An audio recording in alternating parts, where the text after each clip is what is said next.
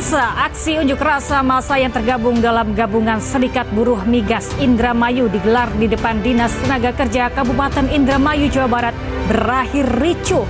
Massa menuntut kenaikan upah minimum 25 hingga 30%. Bersama saya Galuh Pandu, inilah Anyus Malam selengkapnya.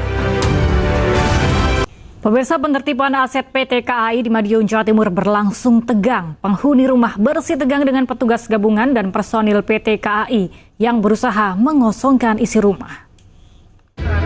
Seorang pemuda berhasil menggagalkan aksi kawanan begal yang hendak merampas motornya di Kabupaten Bekasi, Jawa Barat. Akibat kejadian tersebut, korban mengalami luka ringan akibat sabetan senjata tajam kawanan begal.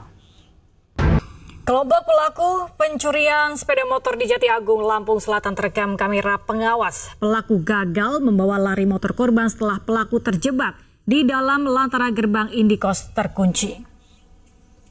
Pusat Laboratorium Forensik Polri menggelar olah tempat kejadian perkara ledakan yang menyebabkan 7 orang terluka di sebuah panti pijat dan spa Bulungan, Kebayoran Baru, Jakarta Selatan.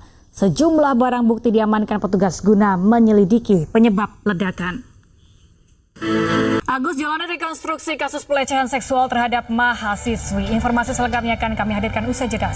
Anda kembali menyaksikan Anyus Malam, pemirsa. IWAS alias Agus, tersangka kasus pelecehan seksual terhadap mahasiswi di Mataram, hari ini menjalani rekonstruksi atau reka adegan. Sebanyak 49 adegan diperagakan Agus di 3 lokasi, yakni Taman Udayana, Homestay, dan Islamic Center. Pengelola penginapan buka suara terkait Agus penyandang disabilitas. Agus kerap datang bersama perempuan yang berbeda. Polisi melakukan olah TKP kasus Iwayan Agus Suwartama atau Agus, tersangka pelecehan terhadap mahasiswi di Mataram di wilayah Taman Udayana. Kasus pelecehan tersebut mengundang pro kontra dari warga di sekitar lokasi Agus melancarkan aksinya.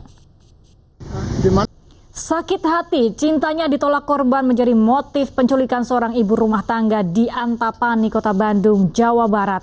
Motif tersebut terbongkar setelah Satreskrim Polrestabes Bandung dibantu Krimum Polda Jabar berhasil meringkus 4 pelaku. Kita beralih ke kasus lain, pemirsa. Polisi terus mendalami penyidikan kasus pembunuhan ayah dan nenek yang dilakukan pelajar 14 tahun di Lebak Bulus, Cilandak, Jakarta Selatan. Kali ini ibu pelaku yang juga saksi kunci dimintai keterangan terkait kasus tersebut. Terpidana kasus penganiayaan Mario Dendi Satrio menjalani sidang kasus dugaan pencabulan terhadap mantan pacarnya AG yang masih di bawah umur. Sidang digelar di Pengadilan Negeri Jakarta Selatan. Perdana Menteri Israel Benjamin Netanyahu hadiri persidangan kasus korupsi yang menjeratnya. Informasinya sesaat lagi, tetaplah di Anyus Malam. Anda kembali menyaksikan Anyus Malam, pemirsa. TNI AL berhasil menembakkan rudal Exocet MM-40B3 dari kapal perang KRI RE Marta Dinata 331 dan menghancurkan sasaran di Pulau Gundul, Kepulauan Karimun Jawa. Kegiatan itu merupakan rangkaian latihan penembakan senjata khusus dalam latihan Operasi Laut Gabungan 2 2024. Pemirsa, untuk pertama kalinya Perdana Menteri Israel Benjamin Netanyahu bersaksi dalam persidangan kasus korupsi yang menjeratnya. Netanyahu didakwa atas tuduhan penyuapan, penipuan, dan pelanggaran kepercayaan. Faktor kebugaran menghantui skuad Indonesia yang akan menghadapi Laos di laga Grup B Asian Cup 2024. Informasinya usai jeda, tetaplah bersama kami. Indonesia bersiap menghadapi Laos pada laga kedua Grup B Asian Cup 2024 di Stadion Manahan, Solo. Kebugaran kedua tim terbilang tidak cukup maksimal, namun baik Indonesia maupun Laos siap memberikan yang terbaik. Menghadapi Laos di Stadion Manahan, Solo Kamis besok, Timnas Indonesia diprediksi akan tampil percaya diri. Pasalnya skuad Garuda punya rekor impresif menghadapi Laos di ajang Asian Cup.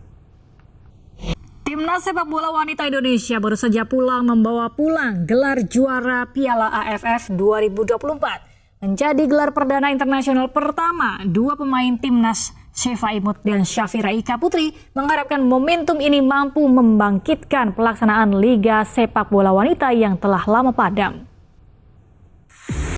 Kita beralih ke informasi selanjutnya, pemirsa. Real Madrid meraih kemenangan dalam lawatannya ke markas Atalanta dalam lanjutan Liga Champions. Mendapat perlawanan sengit dari tuan rumah Madrid, pulang dengan kemenangan 3-2. Pemirsa, Inter Milan harus kalah dramatis dari Bayer Leverkusen dalam lanjutan Liga Champions. Leverkusen menang tipis dengan skor 1-0 lewat gol yang dicetak jelang akhir laga. Dan pemirsa, informasi yang akan hadir ini sekaligus menutup Anyus Malam. Saya Galuh Pandu dan kerabat kerja yang bertugas pamit undur diri. Terima kasih dan sampai jumpa.